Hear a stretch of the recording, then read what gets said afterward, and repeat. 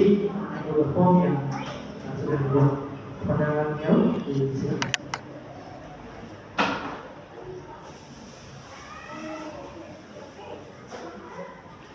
Mohon kepada Pak Sas untuk ambil videonya.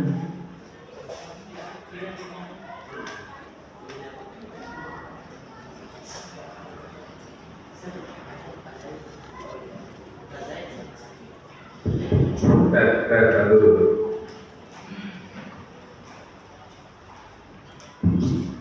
Terima kasih banyak atas kesempatan yang diberikan. Jadi untuk hari ini saya mau mengisi waktu saja sambil latihan. Sebenarnya saya latihan. Pertama-tama marilah kita panjatkan puji dan syukur kita kehadirat Allah Subhanahu wa taala, karena dengan rahmatnya lah kita bisa ada di ruangan ini.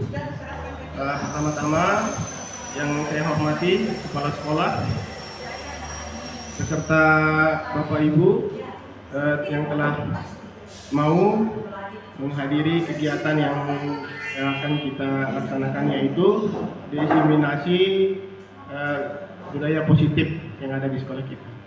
Oke, untuk mempersingkat waktu, saya akan mulai dengan slide pertama, yaitu salam dan bahagia. Assalamualaikum warahmatullahi wabarakatuh. Salam, damai sejahtera, Om Swastiastu, Namo Buddhaya, salam kebajikan rahayu untuk kita semua di ruangan ini.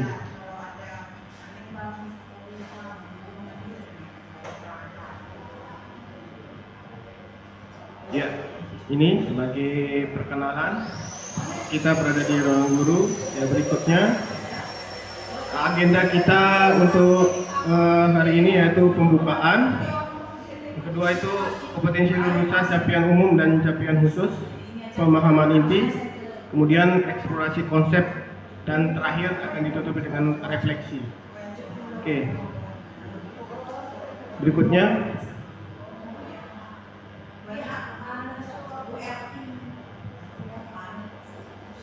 dalam kompetisi lulusan ini diharapkan Bapak Ibu sebagai guru memahami pentingnya mengetahui kebutuhan belajar dan lingkungan yang memfasilitasi seluruh individu di sekolah agar dapat meningkatkan implementasinya secara aman dan nyaman.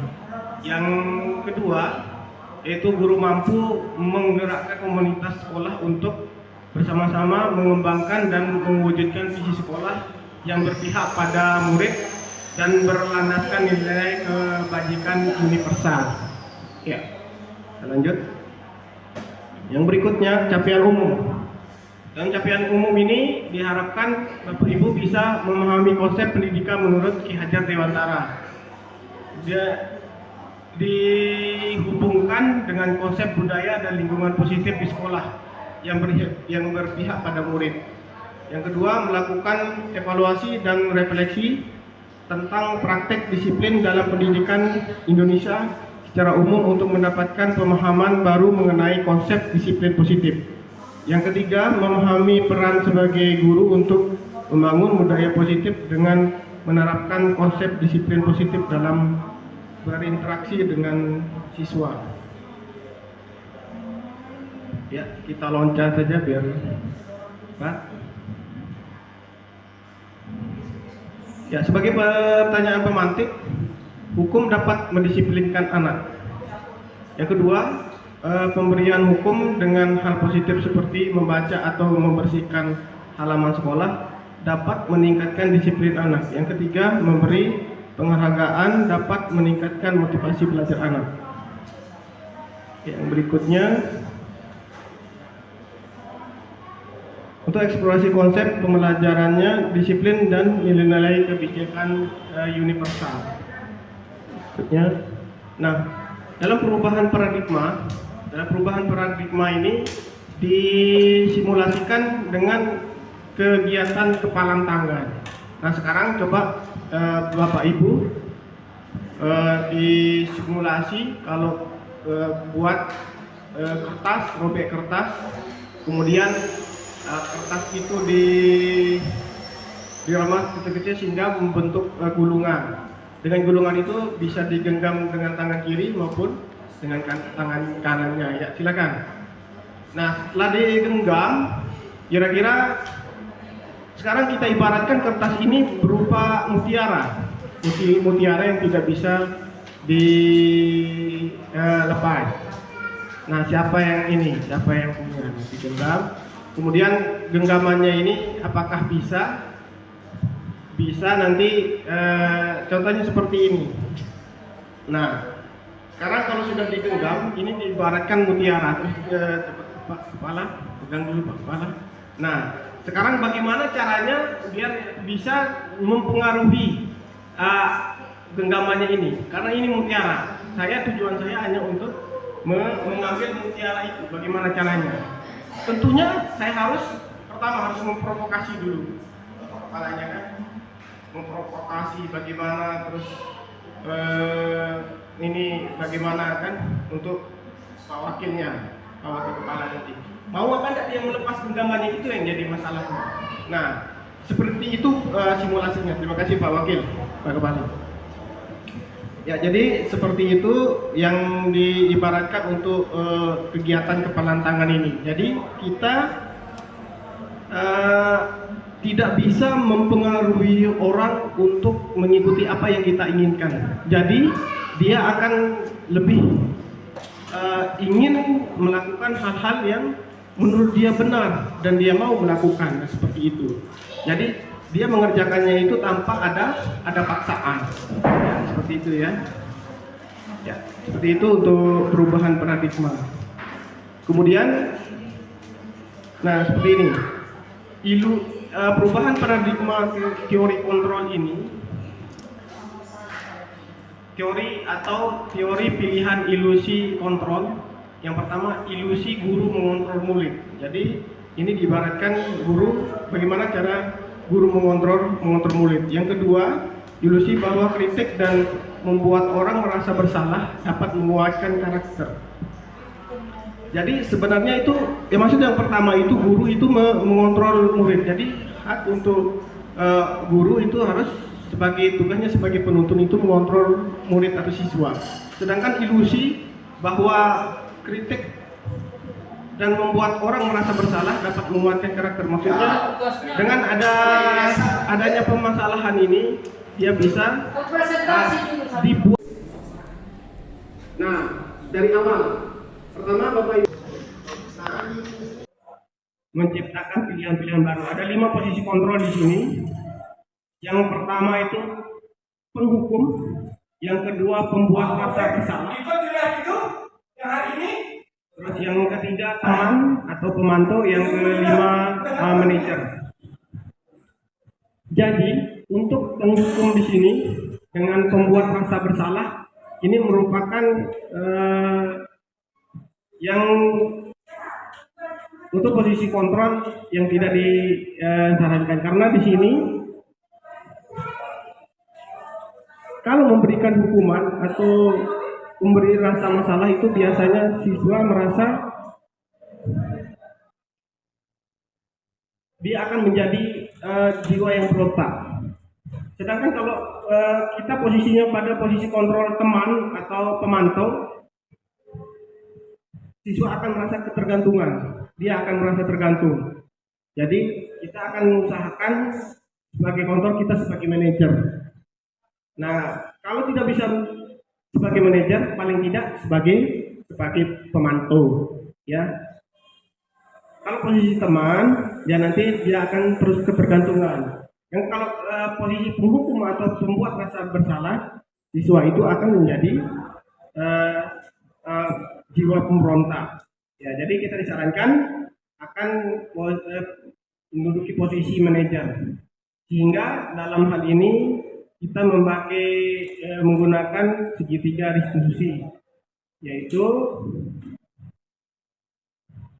yang pertama, ya, jadi dari segitiga restitusi ini menstabilkan identitas. Ya, bagaimana kita pada saat siswa itu merasa bersalah, kita harus memposisikan diri sebagai menstabilkan identitasnya dulu. Oh iya nak, kamu berbuat salah itu bukan karena keinginanmu, mungkin karena ya apa-apa mungkin alasannya.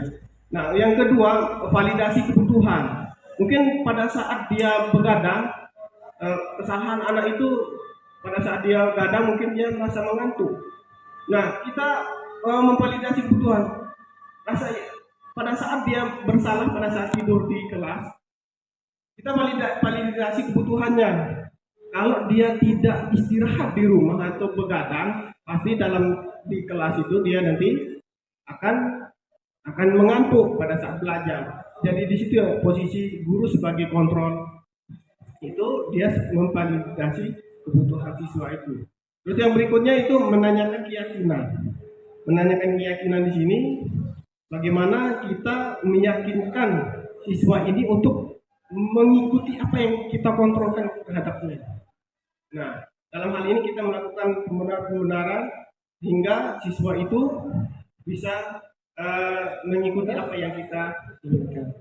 Yang terakhir itu 5 kebutuhan dasar manusia bertahan hidup, ya tentu untuk penguasaan, kasih sayang dan rasa diterima, kesenangan dan kebebasan. Ini 5 kebutuhan dasar manusia.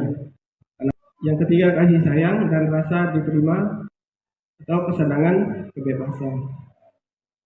Oke, berikutnya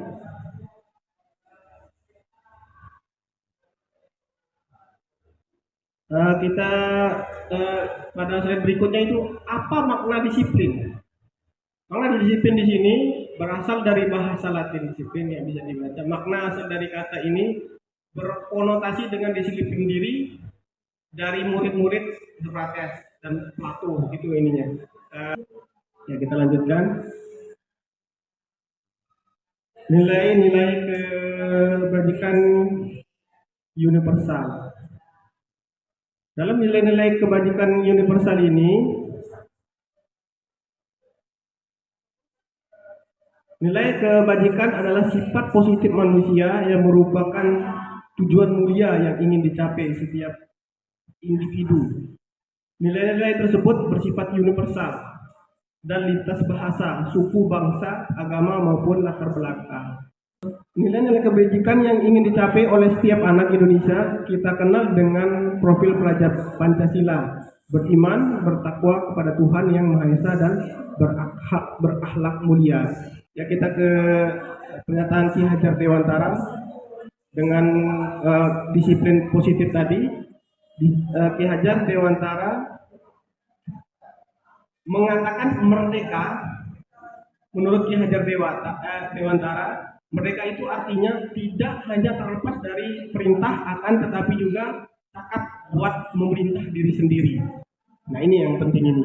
Jadi siswa itu dituntut untuk dia bisa dia terlepas dari perintah, tapi dia memang betul-betul perintah itu datangnya dari diri sendiri, dari kemauan diri sendirinya. Yaitu Ki Hajar Dewantara pemikiran konsep teladan sikap mereka cetak 5. Ya, salah satunya ya. Yang pertama itu beri pengakuan secara khusus. Maksudnya kalau memberikan pengakuan itu langsung ke siswanya, jangan di depan umum. Ya. Begitu juga dengan beri pengakuan secara pribadi. Nah, banyak di antara kita mempraktekkan memberi pengakuannya itu atau memberi penghargaannya itu di depan siswa. Soal untuk Bapak Ibu dikerjakan, kira-kira apakah dia masuk di hukuman atau konsekuensi? Nah, silakan diisi. Ya. Yang pertama, kira-kira mencatat 100 kali dalam buku kalimat, saya tidak akan terlambat lagi karena terlambat ke sekolah. Itu termasuk hukuman atau konsekuensi? Hukuman. Boleh. Tulis dulu jawabannya. Kalau menurut Bapak Ibu, hukuman boleh. Sudah ada dulu. Ya, konsekuensi juga apa-apa. Lari mengelilingi lapangan basket 2 kali karena terlambat hadir di sekolah, itu termasuk hukuman atau konsekuensi? Hukuman. Boleh, tulis. Silahkan dibaca ini jawabannya Ibu Bapak. Jadi mencatat 100 kali di dalam buku kalimat saya tidak akan terlambat lagi karena terlambat ke sekolah itu termasuk hukuman. Karena di sini dia memberikan ini. Yang menarik itu di yang terakhir. Lari mengelilingi lapangan basket 2 kali karena terlambat 10 menit untuk pelajaran PJOK. Ini samar ya. Kadang bisa di hukuman atau konsekuensi. Kadang-kadang kalau kurang perhatian mungkin dia akan memberikan hukuman di sini. Tapi sebenarnya ini merupakan konsekuensi karena di lari mengelilingi lapangan basket 2 kali karena terlambat 10 menit ini merupakan masuk di kesepakatan kelas. Yang kesepakatan kelas atau kesepakatan mata pelajaran PJOK. Ya, kalau terlambat 10 menit dia akan dari ini sebagai pembukaan untuk pelajaran. Mungkin ini sudah ada kesepakatan antara siswa dengan gurunya. Ketinggalan. Yang berikutnya, ini dia walaupun ada rasa bagi murid untuk memperbaiki kesalahan, jadi dia bisa kembali pada kelompok mereka dengan karakter yang lebih kuat, dia merasa lebih kuat dengan kesalahan yang mereka sudah berbuat, dan ada proses kolaborasi. Ini yang penting, ada proses kolaboratif yang mengajarkan murid untuk mencapai solusi untuk masalah mereka. Jadi ada 3 poin di sini saya lihat.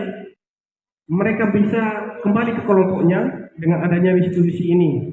Dia bisa kembali ke kelompoknya. Terus yang kedua, karakter mereka akan lebih kuat. Terus yang ketiga, mereka akan mencari solusi untuk masalah mereka. Pertama, mengapa kita memiliki peraturan harus menggunakan helm bila mengendarai kendaraan roda 2? Ini merupakan konsekuensi ya. Jadi mengapa tidak peraturan, mengapa harus keyakinan? Yang kedua, mengapa kita memiliki peraturan 3M, menggunakan masker, mencuci tangan, dan menjaga jarak 1,5 meter? Mengapa kita memiliki peraturan harus datang tepat waktu pada saat mengikuti pelatihan? Nah, untuk mendukung motivasi intrinsik itu disiplin positif tadi, motivasi intrinsik, kembali ke nilai-nilai keyakinan-keyakinan yang lebih menggerakkan seseorang dibandingkan mengikuti rangkaian peraturan-peraturan. Ya, di sini ada kesepakatan kelas. Nah, contoh dari kesepakatan kelas di sini, ini contoh-contoh kesepakatan kelas. Ya, datang tepat waktu. Itu merupakan kesepakatan kelas. Datang tepat waktu, mengucapkan salam. Yang kira-kira menurut Bapak Ibu, mana yang kesepakatan kelas di antara 2 contoh ini? Itu tabel T dan Y. Di sini tabel T dan Y kita akan bagaimana nilai-nilai kebajikan itu kita buat. Contohnya di sini. Kita lihat di lagi slide-nya.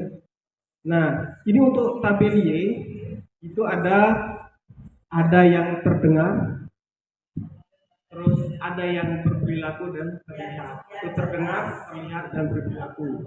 Sedangkan untuk tabel T di sini tampak seperti dan tidak tampak seperti. Yang berikutnya itu dilarang mengganggu orang lain. Ini peraturan.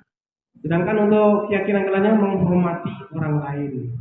Jadi ada di keyakinan kelas itu ada nilai kewajiban yang diterapkan. Di antara banyak peraturan-peraturan itu diambil nilai kebajikan. Contohnya itu menghormati orang lain. Untuk berikutnya, kebutuhan dasar manusia dan dunia berkualitas. Nah, di sini tentunya ada kebutuhan dasar manusia yang berkualitas ya. Kita lanjutkan, kebutuhan dasar manusia tadi sudah ini tambahannya untuk ada menginginkan rasa kasih sayang, rasa diterima, terus ada kesenangan, terus ada kebebasan dan penguasaan. Itu kebutuhan hidup manusia. 5 posisi kontrol. 5 posisi kontrol di sini tadi sudah dijelaskan itu untuk penghukum, membuat orang merasa bersalah, kemudian teman, terus sebagai pemantau dan manajer. Jadi disarankan di sini kita sebagai guru itu diusahakan ya sebagai manajer. Paling kurang biasanya sebagai pemantau saja atau pemberi arahan atau pembantu. Jadi di sini Bapak Ibu nanti dianjurkan sebagai manajer. Bagaimana manajer itu menjawabkan pertanyaan-pertanyaan, ini ciri-cirinya. Kita langsung saja kita bahas yang manajer ini. Diutamakan nanti Bapak Ibu sebagai manajer itu lebih banyak mengajukan pertanyaan-pertanyaan. Jangan menghardik atau menunjuk-nunjuk. Ya, seperti penghukum. Nah, seperti itu. Kalau sebagai manajer itu menanyakan pertanyaan-pertanyaan. Yang kedua, apa yang kita yakin, apa yang bisa kau kerjakan untuk memperbaiki masalah ini. Jadi kita mempertanyakan balik kepada siswa. Apa yang kita yakini. Nah, seperti itu. Terus yang berikutnya, menguatkan pribadi. Jadi manajer itu dia harus menguatkan pribadi siswa yang akan dikuatkan. Terus sebagai pemantau, apakah kamu mau mendapatkan stiker bintang hari ini? Nah, itu sebagai pemantau. Jadi yang kita inginkan ya contohnya seperti sebagai manajer ini, bagaimana kamu bisa menyelesaikan masalah ini? Itu katanya. Nah, sedangkan penghukum bisa dua contoh penghukum. Itu kamu selalu yang paling terakhir. Itu bahasa penghukum. Ada validasi kebutuhan, menanyakan keyakinan dan stabilkan identitas. Contohnya untuk validasi kebutuhan itu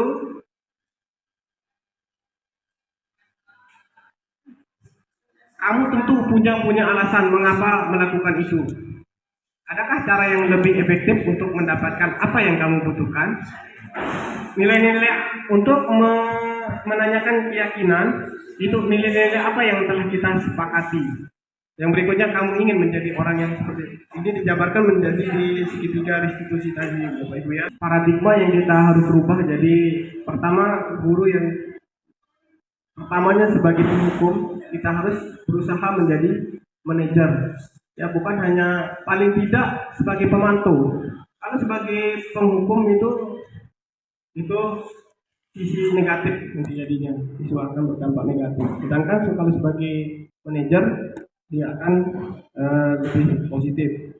Yang kedua, perasaan apa yang muncul selama mengikuti sisi ini?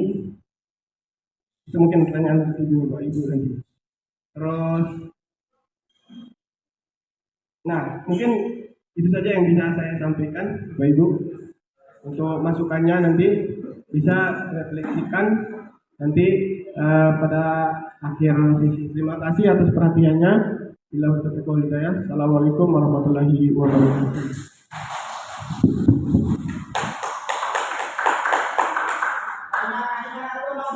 Terima kasih banyak.